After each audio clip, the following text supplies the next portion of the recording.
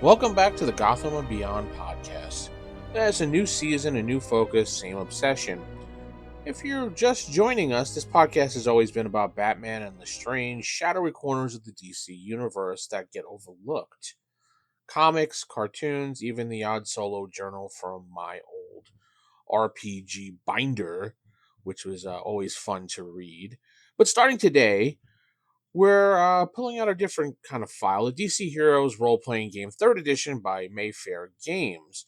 And if you ask me, is still one of the most ambitious superhero role playing games ever made. You may have seen the cover once, tattered, stiff black border, bright red title font, Superman flying upwards with a purpose, and whatever. It didn't really scream revolution, but it did quietly, so to speak. Let me tell you why here. Most superhero games struggle with scale. You know this, I know this. Either everybody's on the same power tier or the mechanics kind of break somewhere throughout the game.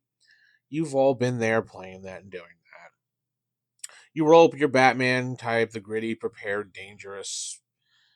And then somebody brings in Superman to the table and you're just a guy brooding in the shadows, so to speak. Well, not here.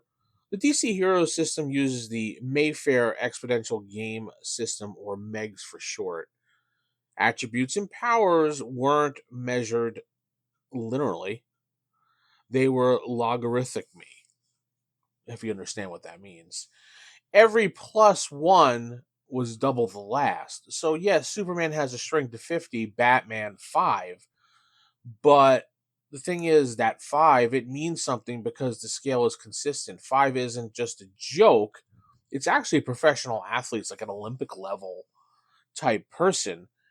And more importantly, the game mechanics treated with respect.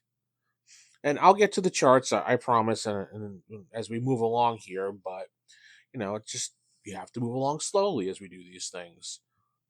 I still remember the first time I kind of ran it when I was back in my teens.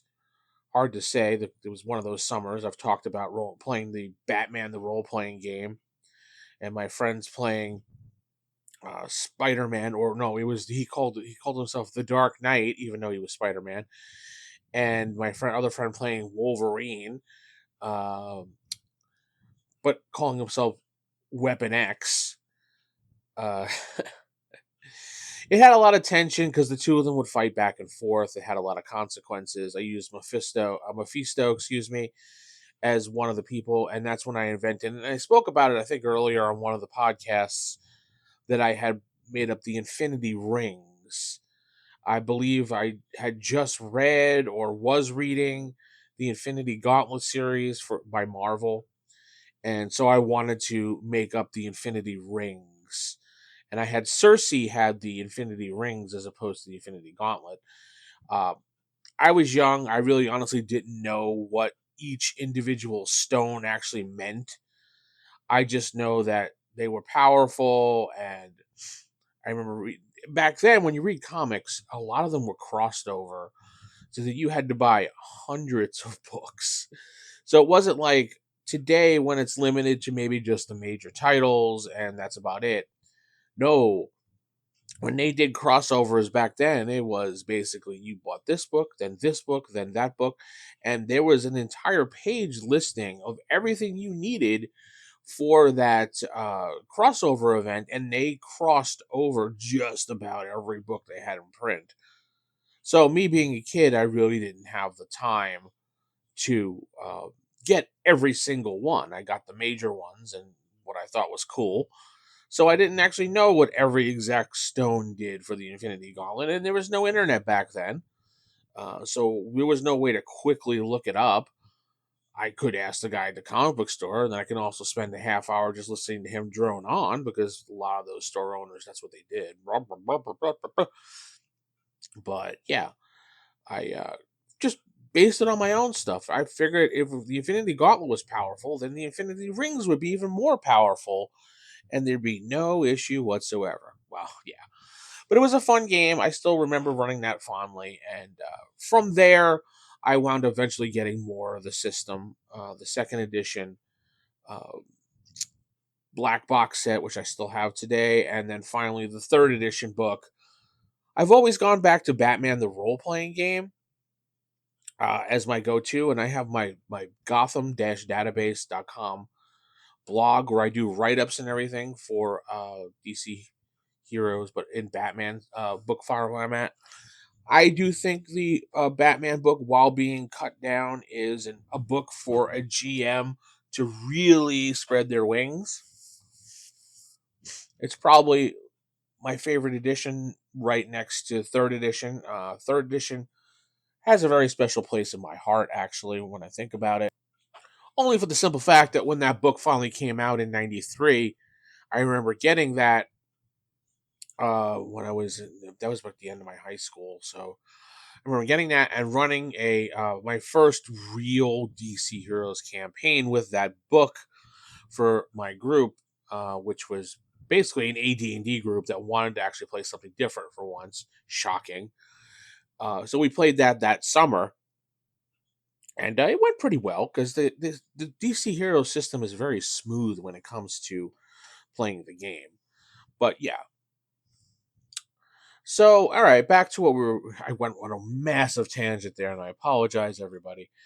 But let me tell you something strange. The action table, everyone mocks. A lot of people hate the action table, the results table, thinking that it's uh too difficult to look up things and it just too many steps. Well, it's actually very brilliant. It's kind of intimidating to look at it first, but once you know how it breathes and how it ticks, it stops becoming a table. It becomes basically a natural language, so to speak. After a while, you don't need the charts. Now, I haven't played the game probably in a couple years now. I think the last time, no, actually, that's wrong. In the last year, Jeff and I had on my YouTube channel played DC Heroes. We played Batman, the role playing game. The charts are pretty much similar, except it just goes higher for DC Heroes as opposed to Batman stops at 24 or 25 on the attribute chart. The regular one goes to 50 plus, I think, or something. I don't know offhand.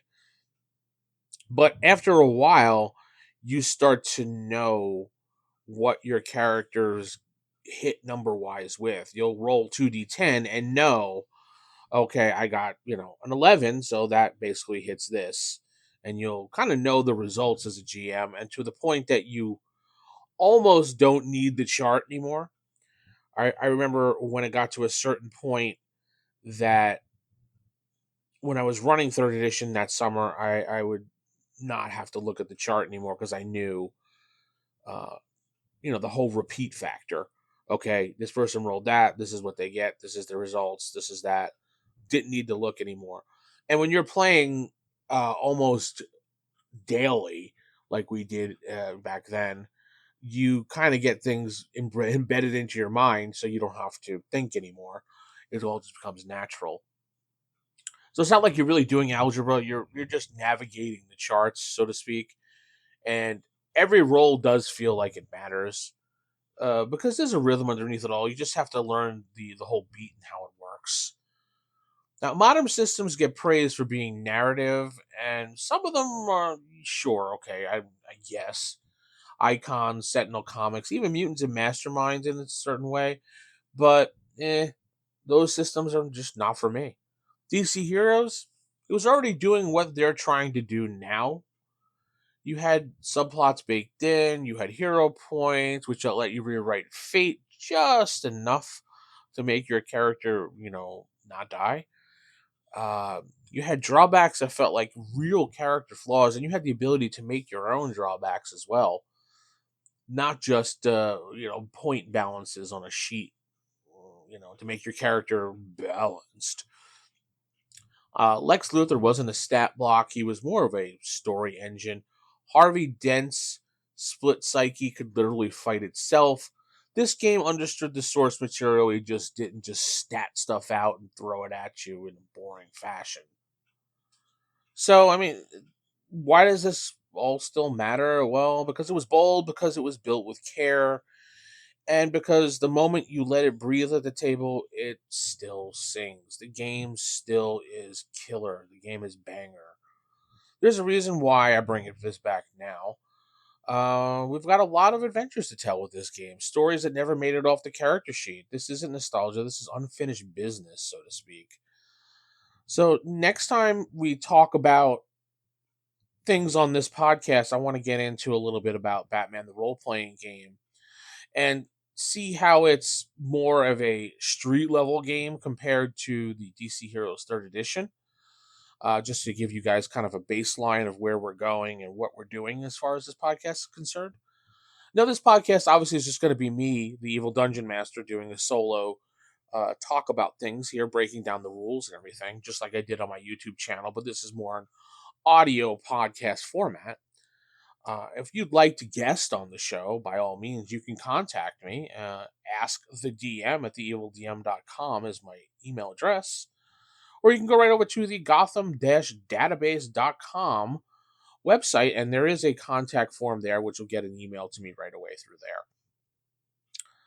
So for now, we're just gonna, fade into the darkness, jump into the shadows. So if you have one of the editions, why don't you dust it off and take a look at it? Because chances are things I'm talking about here will be relevant to you. Probably not the first edition, though. Things with first edition do kind of work with third edition and second. They revamped a lot of things in 1.5, which is Batman, and 2, and then 3 as well. So they tried to keep the game the same, but if you have those things, dust them off, pull them out, take a look at it, tell me what you think. You might be surprised what you find there in the book. So I'll see you next time. Remember, stay out of Arkham's records after midnight. You don't want them looking back at you. Good night, everybody.